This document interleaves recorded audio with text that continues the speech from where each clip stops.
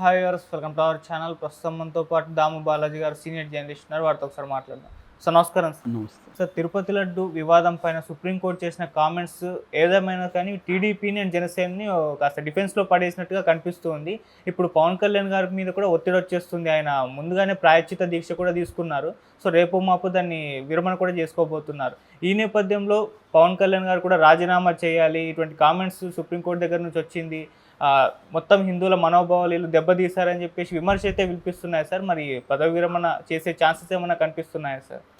లడ్డూ రాజకీయం అనేది ఏ స్థాయిలో ఒక బాంబులాగా పేలింది. అది ఫస్ట్ టైము వైసీపీకి డిఫెన్స్ లైన్ నెట్టగలిగింది. జగన్ డిఫెన్స్లో పడ్డాడు. అయితే జగన్ కూడా ఇమ్మీడియట్గా రియాక్ట్ అయ్యాడు. ఒక 2 రోజులు 3 రోజులు గ్యాప్ తీసుకున్నా ఇమ్మీడియట్గా జగన్ రియాక్ట్ అయ్యి డైరెక్ట్గా మోడీకే లెటర్ రాయడం, దాంట్లో కూడా సిబిఐ ఎంక్వైరీ డిమాండ్ చేయడం, తర్వాత మీ మంత్రులు రికమెండ్ చేసిన చాలామంది టీటీడీ బోర్డులో సభ్యులు ఉన్నారు కదా, వాళ్ళకు కూడా ఇది తెలియదా, వాళ్ళకు తెలిసే చేశారా అన్నట్టుగా మోడీని కూడా డిఫెన్స్లో పడేశాడు. అందుకనే మోడీ కానీ అమిత్ షా కానీ ఎవరు కూడా ఇప్పటివరకు అఫ్సియల్గా స్టేట్మెంట్ ఇలా. నిజానికి ఇది దాదాపు 140 కోట్ల మంది హిందువుల మనోభావాల్ని హత్య చేసే వ్యవహారం ఇది.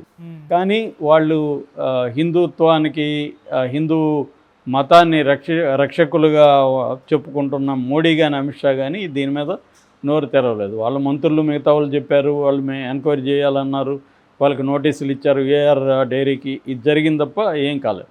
పైగా జగన్ ఇంకొక మంచి మూవ్ ఏం చేశాడంటే, తన సుబ్బారెడ్డి, అంతకుముందు వైవి సుబ్బారెడ్డి 2 సార్లు టీటీడీ బోర్డు చైర్మన్గా ఉన్నాడు కాబట్టి ఆయన ద్వారా సుప్రీంకోర్టులో పిటిషన్ వేయించి సుప్రీంకోర్టులోనే అడిగారు, మీరు దీని మీద విచారం చేయండి అని.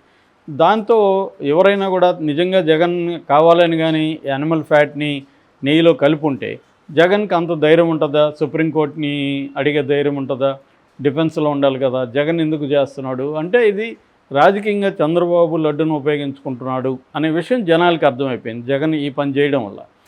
సో దాన్ని ఇంకా చంద్రబాబు దాన్ని తను డిఫెండ్ చేసుకోలేకపోయాడు. దాంతో మేజర్ ప్రాబ్లం ఏంటి, ఇది జూలై 6వ తేదీ 12వ తేదీ తీసిన 2 ట్యాంకర్స్ నుంచి తీసిన 4 శాంపుల్స్ని ఎన్డీడీబీకి సంబంధించిన కాఫ్ అనే ల్యాబ్కు పంపించారు. వాళ్ళు 16th ఇచ్చారు.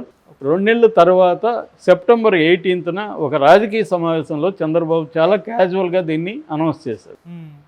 అయితే అంతకుముందే టీటీడీ ఈఓ వెజిటబుల్ ఫ్యాట్ కలిసిందని చెప్పాడు. దాని తర్వాత ఈయన చెప్పాడు కాబట్టి మళ్ళీ ఈవో యానిమల్ ఫ్యాట్ కలిసిందని చెప్పాడు. అయితే చంద్రబాబు ఏం చెప్పాడు, యానిమల్ ఫ్యాట్ కలిసిన నెయ్యిని లడ్డులో వాడేశాడు జగన్ అని చెప్పాడు. నిజానికి ఈ శాంపుల్స్ ఎప్పుడు తీశారు, ఏఆర్ ఫుడ్స్ అనేది కాంట్రాక్ట్ లెక్క వచ్చిందే మేలో, అది సప్లై చేసింది జూన్ జూలై 2 నెలలే. జూన్ జూలై ఇప్పుడు 2024 జూన్ జూలైలో ఏ ప్రభుత్వం ఉంది? తెలుగుదేశం ప్రభుత్వం. తెలుగుదేశం ప్రభుత్వం ఉన్నప్పుడు కదా అది నెయ్యి సప్లై చేసింది. మరి జగన్కి ఏం సంబంధం? ఇది అంతా కూడా జనాల్లోకి వెళ్ళింది. తర్వాత టీటీడీ ఈవో అసలు మేము కలపలేదు, కలిపిన నెయ్యిని, కంటామినేట్ అయిన నెయ్యిని వాడలేదు లడ్లో అన్నాడు. లోకేష్ కూడా ట్వీట్ చేశారు వాడలేదని. వాళ్ళు ఎందుకు చేశారంటే మొత్తం ప్రపంచవ్యాప్తంగా హిందువుల్లో వ్యతిరేకత వస్తూ ఉందని కలిపిన నెయ్యిని లడ్లో వాడేశారు, మీ ప్రభుత్వం ఉంది కదా అని వాళ్ళకి విమర్శ వస్తుందని ఇలా చెప్పుకున్నారు. అది రివర్స్ అయింది. మరి కలపని నెయ్యి కలిపినట్టుగా చంద్రబాబు ఎందుకు చెప్తున్నాడు అన్న విమర్శ వచ్చింది. దాంతో చంద్రబాబు డిఫెన్స్లో పోయాడు. ఈ టైంలో చంద్రబాబుని ప్రతిసారి క్రైసిస్లో కాపాడే ఒక నమ్మకమైన కట్టప్పలాగా ఉండే పవన్ కళ్యాణ్ రంగంలోకి వచ్చాడు. రంగంలోకి వచ్చి దాన్ని డైవర్ట్ చేయడానికి, అంటే ఆల్రెడీ చంద్రబాబు లడ్డు రాజకీయమే డైవర్ట్ చేయడానికి, తన 100 రోజుల పరిపాలనలో ఉండే లోపాలు కావచ్చు, పథకాలని సూపర్ 6ని అమలు చేయలేకపోవడం కావచ్చు, వాలంటీర్ల సమస్య కావచ్చు, సచివాలయాల ఇష్యూలు కావచ్చు, ఉద్యోగులకు సంబంధించిన సమస్యలు కావచ్చు, వరదల్లో తన ఫెయిల్యూర్ కావచ్చు, ఆ తర్వాత వైజాగ్ స్టీల్ ప్లాంట్ ప్రైవేటీకరణని ఆపలేకుండా ఆల్రెడీ 4,200 మందిని ఉద్యోగాలను తీసేయడం కావచ్చు, ఇలాంటి అనేక ఇష్యూల నుంచి డైవర్ట్ చేసి దీన్ని జగన్ మెడకు చుట్టేద్దామని చంద్రబాబు ఒక ప్లాన్ వేశాడు. ఆయన రాజకీయంగా ఎవడైనా వేస్తాడు, ఆయన నేనేం తప్పు పట్ల. రాజకీయంగా దేన్ని ఉపయోగించుకోవాలి, దేన్ని ఉపయోగించుకోకూడదు అని ఇవాళ ఏ రాజకీయ నాయకుడికి విచక్షణ ఏమీ లేదు. తనకు ఉపయోగపడితే ఏదన్నా ఉపయోగించుకుంటారు. జగన్ ఉపయోగించుకోడా అంటే జగన్ కూడా ఉపయోగించుకుంటాడు, రేవంత్ రెడ్డి అందరూ ఉపయోగించుకుంటారు. నేను చాలాసార్లు అందుకే చెప్తుంటాను, ఏ రాజకీయ నాయకు ఒక నాయకుడు ఇంకో నాయుడికి ఎసెన్స్లు ఏమి తేడా లేదు. వాళ్ళ పని పద్ధతుల్లో వాళ్ళ సామర్థ్యాల్లో తేడా ఉంటుంది తప్ప ఐడియాలజీ అందరితో ఒకటే. వాళ్ళ ఇండియాలో ఉండే లెఫ్టా రైటా సెంటరా అందరూ ఒకటే. ఇవాళ అది పైకి ఎన్నైనా చెప్తారు కానీ ఆచరణలో అందరూ ఒకటే. అలాగే చంద్రబాబు చేశాడు. చంద్రబాబుకి అది హెల్ప్ అయింది టెంపరీగా. అయితే అది బూమరాంగ్ అయింది. బూమరాంగ్ అంటే తాను ప్రయోగించిన ఆయుధం తనకే తగలడం. అది చంద్రబాబు తగిలేసరికి మన పవన్ కళ్యాణ్ రంగంలోకి దిగాడు. దిగినాక ఆయన ఏం చేశాడు, దీన్ని ఇంకొక మెట్టు తీసుకుపోయి హిందూ మతానికి సంబంధించిన ఇష్యూ లాగా మార్చేశాడు. హిందూ మతానికి సంబంధించిన ఇష్యూ కాదని కాదు, దాన్ని ఓవర్గా చేసి ప్రాయశ్చిత్త దీక్ష తీసి, ప్రాయశ్చిత్త దీక్ష ఎప్పుడు చేయాలి? నువ్వు ఒక తప్పు చేస్తే ప్రాయశ్చిత్త దీక్ష చేస్తావు. నువ్వు తప్పు చేయలేదు కదా, కలిపిన జగన్ అంటున్నావు కదా, మరి జగన్ మీద విచారణ జరిపి జగన్ మీద చర్య తీసుకోవాలా? నువ్వు ప్రాయశ్చిత్త దీక్ష చేయాలా? ఇది అందరూ పవన్ కళ్యాణ్ ప్రశ్నించారు. పవన్ కళ్యాణ్కి తీవ్ర వ్యతిరేకత వచ్చింది దీనివల్ల. నిజానికి పెద్ద హిందువుల్లో అతనికి మంచి పేరు రాలేదు. ఇతను అనవసరంగా ఎక్స్ట్రా చేస్తున్నాడు. ఒక పక్క కలపలేదురా నెయ్యి అంటే ఇతనేమో కలిపేసాము ప్రాయశ్చిత్త దీక్షని మొదలుపెట్టాడు 11 రోజులు. ఆ తర్వాత ఇది క్రిస్టియానిటీలో జరిగి తప్పుకుంటారా, ముస్లింలు జరిగి తప్పుకుంటారని మతాల మధ్య గొడవ పెట్టే విధంగా కూడా మాట్లాడాడు అన్న విమర్శలు పవన్ కళ్యాణ్ మీద వచ్చాయి.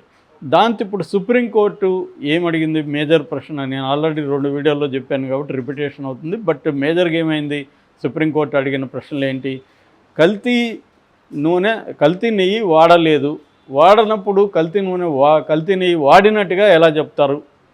రెండవది, దాని మీద ఎంక్వైరీ జరిగి నిర్ధారణ కాకముందే ఎలా చెప్తారు? మూడవది, అసలు 5 కంపెనీలు సప్లై చేస్తుంటే ఒక కంపెనీ నెయ్యిని మాత్రమే ఎందుకు పంపించారు, మిగతా కంపెనీల నెయ్యిని ఎందుకు టెస్టింగ్ పంపించలేదు? ఐదవది, టెస్ట్ చేసిన ఎన్డీడీబీ కాఫ్ అనేది డిస్క్లైమర్లో ఫాల్స్ పాజిటివ్ ఉండొచ్చు, మేము ఇచ్చింది కరెక్ట్గానే ఉంటుందని చెప్పలేము, తప్పయ్యే అవకాశం ఉందని చెప్పినప్పుడు సెకండ్ ఒపీనియన్కి మీరు ఎందుకు వెళ్ళలేదు? దీన్ని దేవుణ్ణి కూడా రాజకీయాలకు ఎందుకు వాడుకుంటున్నారు? ఇట్లాంటి పరిస్థితుల్లో మీరేసిన సిట్టు కరెక్టేనా లేదా ఇండిపెండెంట్ బాడీ అవసరమా? ఈ ప్రశ్నలు వేసింది. ఇదన్నీ పవన్ కళ్యాణ్కి కూడా వర్తిస్తాయి. ఎందుకంటే పవన్ కళ్యాణ్ కూడా దాన్ని నిర్ధారించకముందే కలిపేసినట్టుగా ఆ లడ్డూలోకి వెళ్ళిపోయినట్టుగా మాట్లాడుతున్నాడు.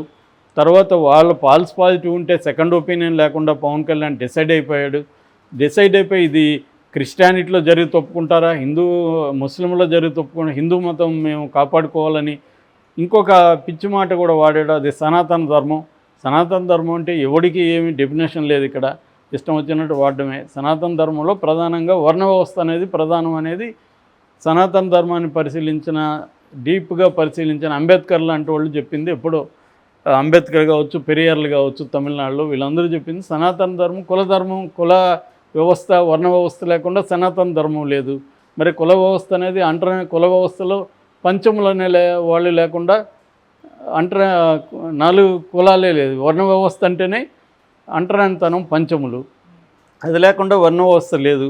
అంటే వర్ణ వ్యవస్థ దళితుల్ని, స్త్రీలను చాలా హీనంగా చూసిన వ్యవస్థ. అటువంటి వర్ణ వ్యవస్థ కేంద్రంగా ఉన్న సనాతన ధర్మాన్ని ఎందుకు ఫాలో కావాలి అనేది ఇప్పుడు చర్చ. దీన్ని డైవర్ట్ చేసేసాడు పవన్ కళ్యాణ్. సో దీనివల్ల ఇప్పుడు పవన్ కళ్యాణ్ ఈరోజు తిరుపతికి వెళ్తున్నాడు. రేపు ఆయన ఈ 11 రోజుల దీక్షను ఆయన బ్రేక్ చేయబోతున్నాడు, ఈ ప్రాయశ్చిత్త దీక్షను. సో తిరుమలకి దర్శనం 3 రోజుల పాటు తిరుమలలోనే ఉంటాడు ఆయనే స్వయంగా చెప్పాడు. మరి ఇలాంటి వాడు డిక్లరేషన్ మీద సంతకం చేయాల్సిన అవసరం లేదా అని జగన్ బ్యాచ్ అడుగుతున్నారు. అట్లాగే జగన్ ఎప్పుడు భార్య సమేతంగా తిరుమలకి వెళ్ళలేదని కూటమి నాయకులు విమర్శిస్తే ఇప్పుడు వాళ్ళు విమర్శిస్తున్నారు. మరి పవన్ కళ్యాణ్ ఎందుకు భార్య సమేతంగా వెళ్ళలేదు అని వాళ్ళు కూడా విమర్శిస్తున్నారు. సో ఇది ఇప్పుడు పవన్ కళ్యాణ్కి ఇబ్బందికరం. అన్నిటికంటే ఇబ్బందికరం సుప్రీంకోర్టు తీర్పు. సో మరి విరమణ సందర్భంగా తిరుపతిలో వారాహి బహిరంగ సభ కూడా పెడుతున్నాడు. మరి బహిరంగ సభలో ఆయన సుప్రీంకోర్టు తనని తప్పుపట్టింది, చంద్రబాబును తప్పుపట్టింది కాబట్టి నేను బాధ్యత వహించి రాజీనామా చేస్తాడు అని కూడా కొంత వైరల్ అవుతున్నాయి. ఇది మరి వైసీపీ వాళ్ళు వైరల్ చేస్తూ ఉండొచ్చు ఇలాంటి విషయాల్ని. ఆయనైతే రాజీనామా చేస్తాడో లేదో మనకు తెలియదు.